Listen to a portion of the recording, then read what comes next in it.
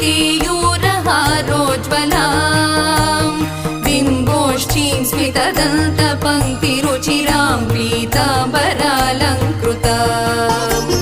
विष्णुब्रह्मसुरेन्द्रसेवितपदां तत्त्वस्वरूपां शिवां मीनाक्षीं प्रणतोऽस्मि सन्ततमहं कारुण्यवारामिधिम्